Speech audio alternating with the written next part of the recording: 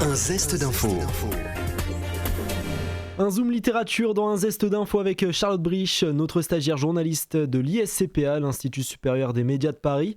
Nous parlerons amour. En effet, Charlotte qui ne s'est jamais pris un râteau, pas l'objet de jardinage, mais bel et bien un refus amoureux. Bonjour Romain, à vrai dire peu de personnes, et c'est ce que nous racontent avec humour et décalage Charlotte Bernasconi et Élodie Boisier, auteurs du livre L'art du râteau, l'amour de A à R, aux éditions de L'Opportun, pour qui l'amour est un sujet bien comique. Écoutez. En fait, on a eu envie d'écrire ce livre parce que le râteau, c'est un sujet qui est perçu comme étant plutôt honteux. Et on s'est dit que finalement, c'est un bon sujet pour rire. Et on avait envie de partager dessus. Et en fait, on s'est dit qu'écrire à deux, c'était pas mal pour recouper nos visions et évoluer un petit peu dans nos réflexions. Vous commencez votre ouvrage par le repas de famille à la table des enfants à 14h30 et vous le finissez avec le repas de famille à la table des adultes à 13h30. Le but, c'est de montrer une certaine évolution, c'est ça ? Oui, en fait, on a eu envie de montrer qu'au niveau social, sur la question amoureuse, on peut évoluer. Au début, le lecteur, on le situe plutôt mal à l'aise dans un repas de famille. Et l'autre, en fait, est perçu comme une solution pour être sauvé émotionnellement et socialement. Et en fait, avec le cheminement qu'on fait quand on se prend un râteau, à la fin, le lecteur a beaucoup plus pris confiance en lui.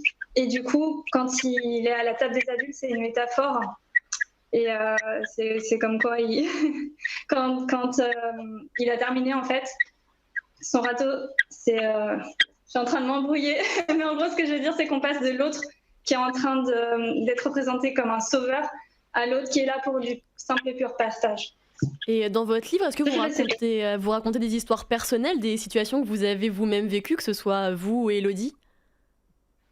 On a énormément extrapolé. Au début, oui, on a pris des situations personnelles. À partir du moment où on a voulu que le livre soit édité, on s'est dit qu'il fallait quand même tendre sur quelque chose de plus universel.